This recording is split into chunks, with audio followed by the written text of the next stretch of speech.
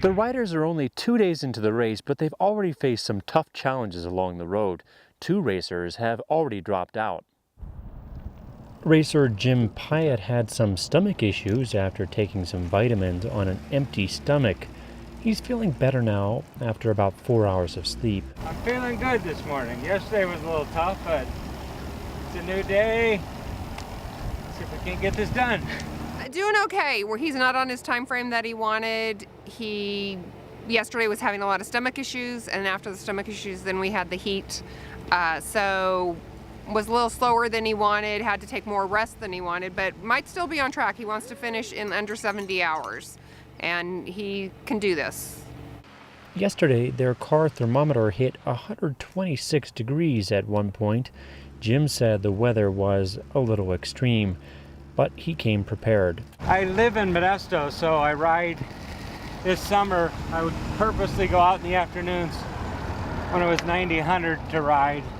He's usually got it under control, so I think from here, for the last half, he'll be right on track. Karen said it's tough to see her husband going through these challenges. He wants me here. I want to be here to support him. But yeah, you see him and their legs just keep going and you're going, how is that possible? Joy in life. How is that possible at mile 500 that they look as fresh as they did at mile 50? But that's their training. And they're doing it for a good cause. Well, we have a relationship with the Lord who just keeps us bound together, and we want to be supportive. And my husband, every time he does these rides, any of these ultracycling rides, he does it for a charity back home. And so for him, it's all about his heart and giving to others and trying to raise money to help better someone else's life. Well, I'm doing this ride for a local charity that the only is to help people that have no medical or dental insurance in our community. And that's what it's really about. It's the bike, yeah, I have fun, but that's what's pushing me to go further and dig deeper.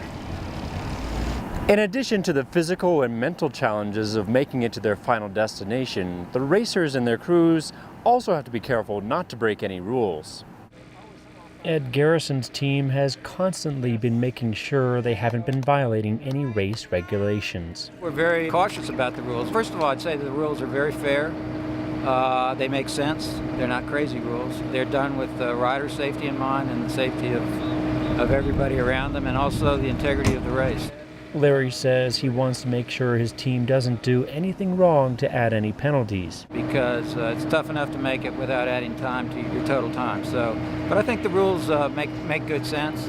Another crew chief agrees, saying the rules are always on the front of his mind. You don't want penalties. Penalties is the worst thing that can happen to you. Rider works hard to get where they get, and to have to sit because of something the crew did is just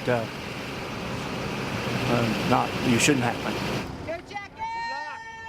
Not impeding traffic is Jim's biggest challenge. You have to be always watching in the rearview mirrors, making sure that you're not slowing up civilian traffic or other riders. There's places it's a real challenge because there's places where it's hard to find turnoffs. Despite the many challenges the riders have faced so far in their journey, the vast majority of them have made it so far, and they'll keep pushing forward across the country.